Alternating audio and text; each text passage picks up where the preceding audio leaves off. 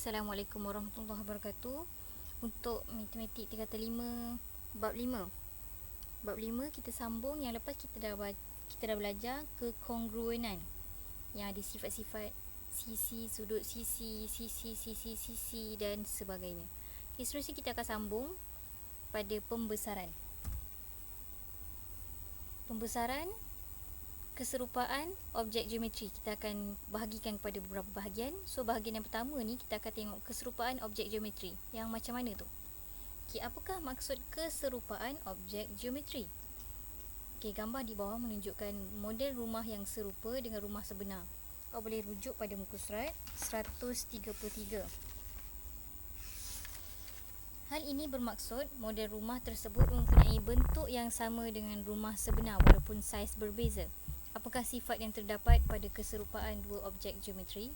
Okey, sekarang ni kita bercerita berkenaan architecture. Dalam bidang architecture, diorang buat apa nama dia?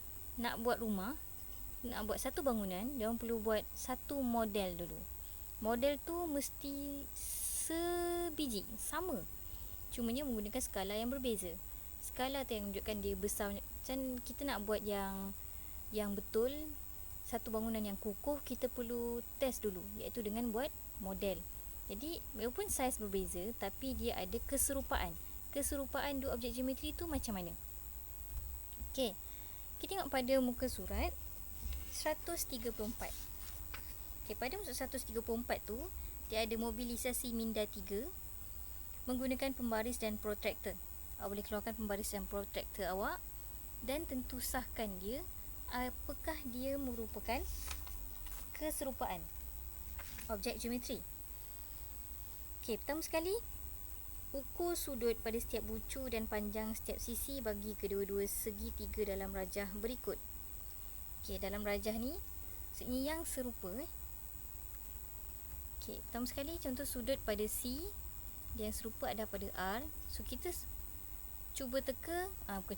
kita gunakan protractor, check sudut ni berapa. Okey, sudut ni berapa? Sudut A B C.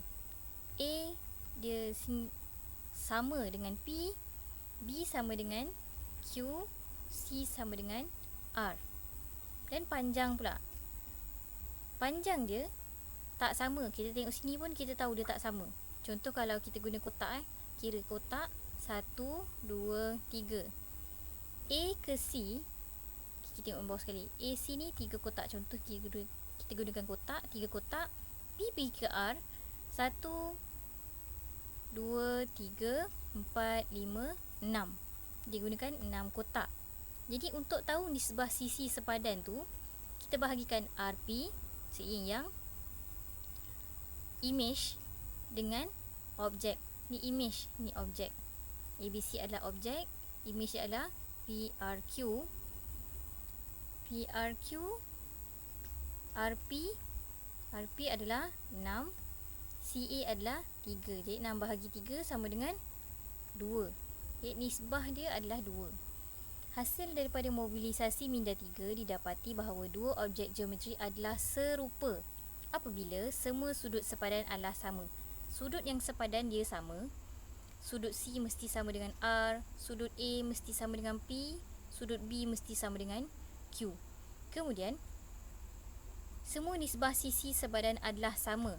Nisbah bukan panjang dia yang sama. Panjang dia memang takkan sama. Contoh dengan model bangunan tadi dengan bangunan yang sebenar, panjang ni memang takkan sama.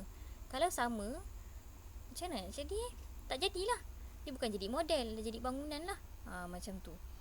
Jadi itu adalah nisbah. Kita menggunakan nisbah. Ini panjang, contoh panjang lantai, lebar lantai dan panjang lantai dengan dinding. Jadi kalau contoh dinding tu menggunakan nisbah 2, takkan lantai tiba-tiba nisbah 3. Dia tak akan jadi satu bangunan yang kukuh ataupun yang seimbang. Itu adalah formula dan aplikasi dia lah. Okay, jadi kita cuba tengok pada contoh 7 muka surat 135.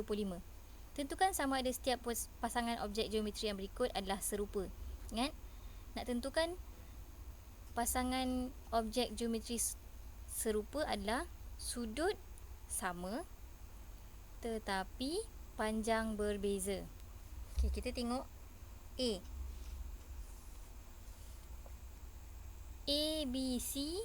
Jadi ABC yang serupa dia adalah A dengan G. A dengan G ke? Salah. A dengan E, B dengan F, C dengan G. Jadi kita nak tahu sudut C dengan G ni sama ke tidak. Sepatutnya sudut A sama dengan sudut E. Kita tengok sama ke tidak. Sudut A adalah 47. Jadi kita nak dapatkan sudut E 180 tolak 79 tolak 54. Kita akan dapat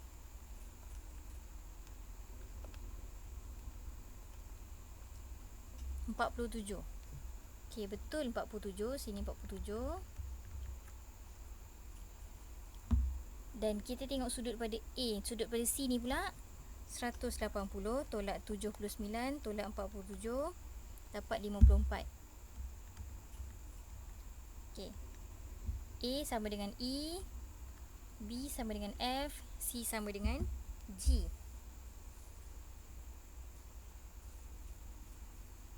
Okey, kemudian kita tahu sudut dia sama. Jadi, dan semua sisi sepadan berkadaran. Apabila semua sudut sepadan adalah sama, maka segitiga ABC, segitiga ABC ni dan segitiga EFG adalah serupa. Dia serupa. Macam tu. Okey, B. B kita tengok sudut dia. Tengok sudut dulu. Kemudian nanti kita banding bezakan dengan semua panjang dia. Okey. A, B, C, D, E dengan Q, R, P, S, T. P, Q, R, S, T. A, B, C, D, E dengan P, Q, R, S, T. Okey, P, A, sudut P dengan sudut A adalah 100. Okey, dia sama. Okey, sudut B dia tak bagi. Kita tengok sudut C 100 juga, iaitu sama dengan sudut R. Dan sudut D sama dengan sudut S 120. Akhir sekali sudut E sama dengan sudut T 120. Okey, sudut tak ada masalah. Sekarang cuba kita tengok pada panjang. Tengok kadarnya adalah sama atau tidak. Okey, pertama sekali AB dengan PQ. Jadi PQ per dengan AB, PQ 7.2 bahagi dengan 9. Ataupun kat sini dia gunakan ABCDE per dengan PQRST. Okay, boleh je, sama je. Kita tengok yang dalam buku dekat opening nanti.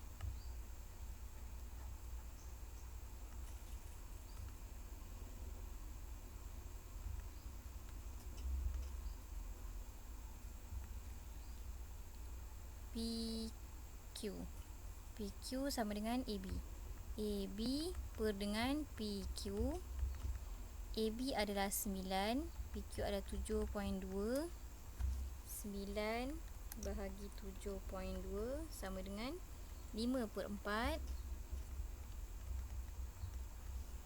Okey, kita tengok yang lain pula. Tengok sisi yang lain. AB, BC.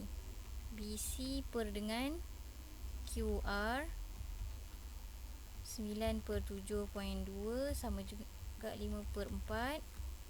Okey, BC, CD. CD dengan RS.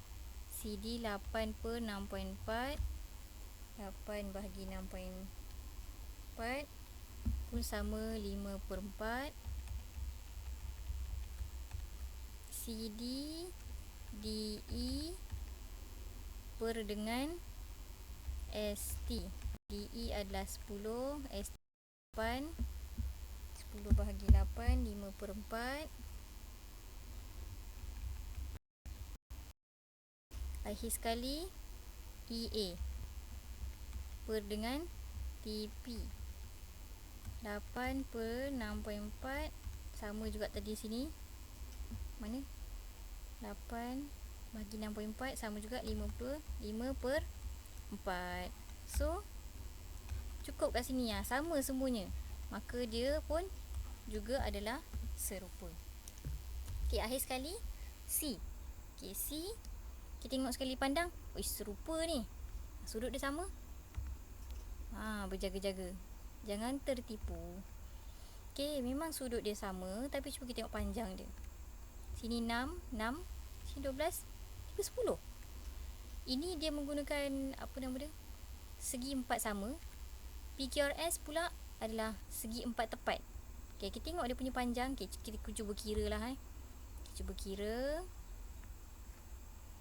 AB per PQ per dengan AB. PQ adalah 10, AB adalah 6. So 5/3. PS per dengan AD. PS 12, AD adalah 6. Dia akan jadi 2. Tak sama, betul tak? Dia punya kadaran tak sama, maka dia tidak serupa. Okey, itu untuk kita tentukan keserupaan bentuk geometri. Right, so kita jumpa pada video yang seterusnya. Terima kasih. Assalamualaikum warahmatullahi wabarakatuh.